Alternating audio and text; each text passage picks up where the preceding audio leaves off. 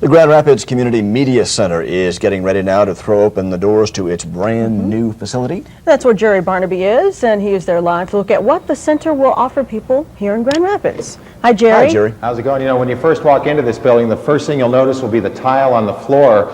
It's one of a kind. They've actually cut up linoleum, pieces of it, and created a patchwork design.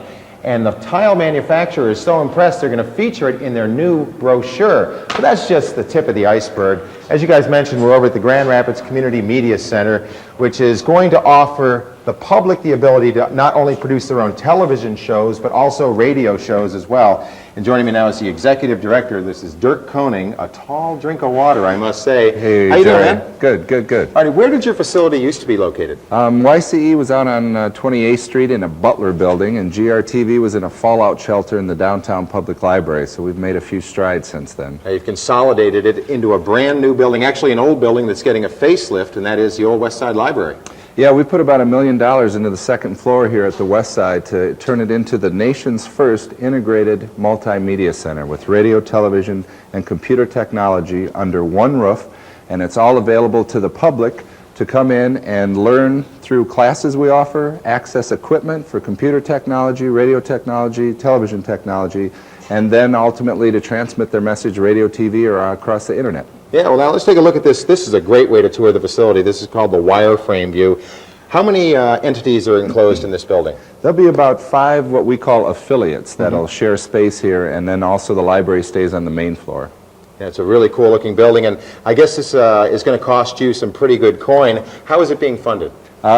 It's a large initiative with the public involved. So the City of Grand Rapids has been a big supporter, the Grand Rapids Public Library. All the foundations in town have contributed, Fry Foundation, Grand Rapids, and Steelcase, and a whole bunch of citizen groups and some corporations, including D&W, Burger King, NBD, a bunch of them have invested money.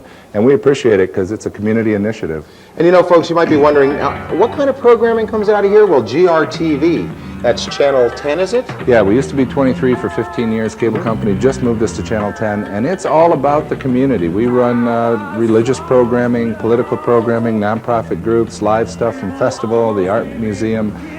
It's a gamut of what's available in the community, and it's do-it-yourself TV. It's not our shows, it's shows put on by the public. And there's much more than that here. WYCE 88.1, community-sponsored radio. What about GrandNet services? GrandNet is providing access to the internet. It's kind of like a card catalog for West Michigan, so there are 700 groups. Pulse is a touch-tone active channel where you can call up, punch in the buttons, and get health and human service information. And the memory bank, we have 4,000 films and 3,000 videotapes. We preserve Grand Rapids visual history as part of the Media Center's operation. All righty. Hey, good luck to you, Dirk. All right. All righty, folks, if you want more information about what we've been talking about here, and that is how to produce your own television program here in town, how to do your own radio program, it's all hands-on. You can call the hotline. The number there is 771-9618. When we come back, we're going to go to the other side of the building and go inside the DJ booth at WYCE Radio and talk about how it is that you can become a disc jockey.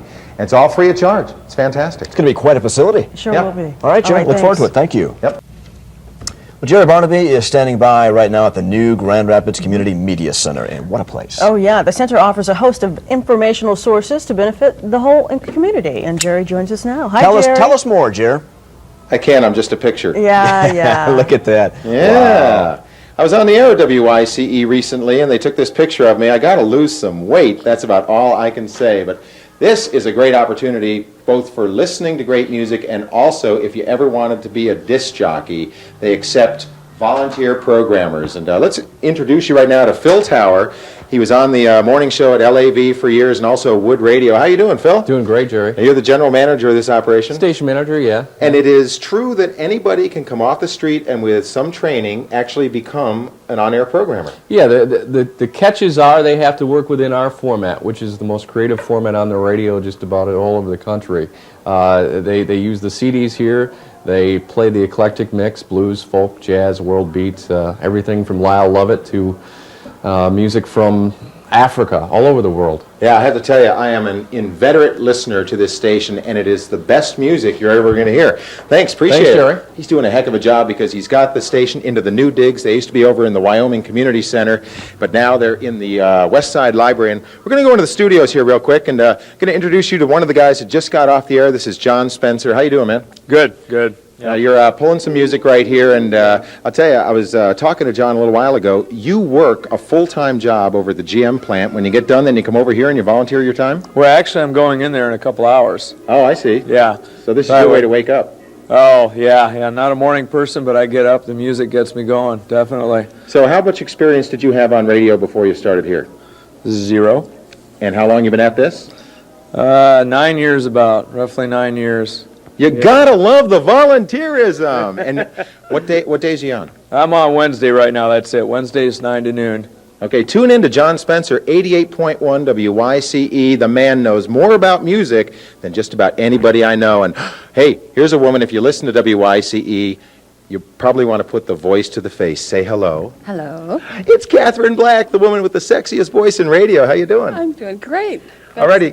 You know, one of the things we were talking about here is that the on-air programmers crank a list of their favorite tunes for the year. And why don't you briefly tell folks what your top couple of picks are so we can get kind of a flavor for the type of music they play on WYCE. Okay, it was Lyle Lovett, Cab Mo, and Jerry Alfred and the Medicine Beat. Jerry Alfred and the Medicine Beat. Where are they from? From Canada. They're Native Americans from the Northern Tuchoni Nation. Great music. Wow, great station, too. Thanks, Catherine Black. And what you're looking at now is a live picture of Jules. She, too, has a great voice.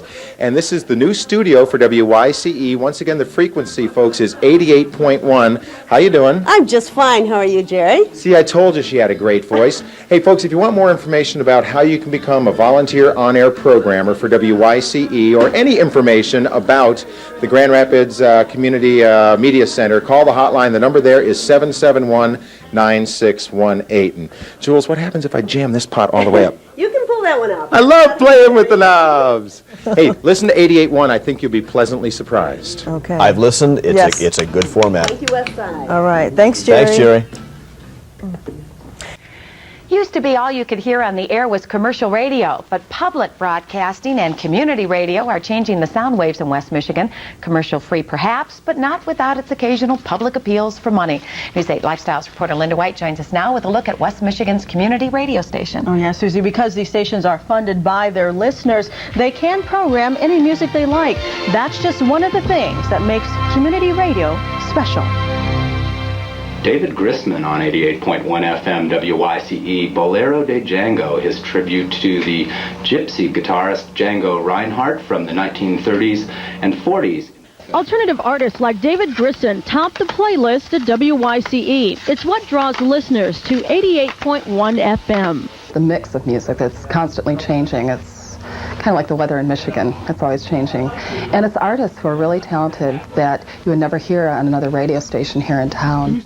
Kat Black is the station's fund development director, besides having a show on Fridays from 3 to 6. We're not about ratings or numbers. We're about serving an audience that's got it's a very creative audience. It's got very sophisticated musical tastes. And we're non-commercial, too, so we don't sell advertising. No advertising means limited money. The station shares space with another business inside a warehouse on 28th Street. There's one office shared by 3 full-time employees, including station manager Phil Tower. Hot down on the mic before you turn it on. CDs are different. Here's something else you won't see at any commercial radio station, a lesson in running the audio board. That's because everyone else who works at WYCE are volunteers, but don't call them disc jockeys. We don't even use that term around here. It's programmer because they actually program their shows. They come in here sometimes an hour or two before the show. They go through all our music. They go through our new music rack.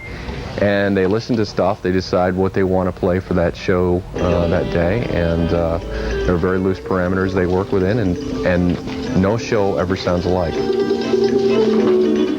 It's that alternative sound that attracts so many listeners. WYCE hopes to move into new facilities after the first of the year. They're always looking for volunteers. It's a great way for students or someone looking for a career change to get started. You can volunteer there. Find out if it's really something you want to do. That's how a lot of us started. That's right. In radio. We did. I did. Thank you, Linda.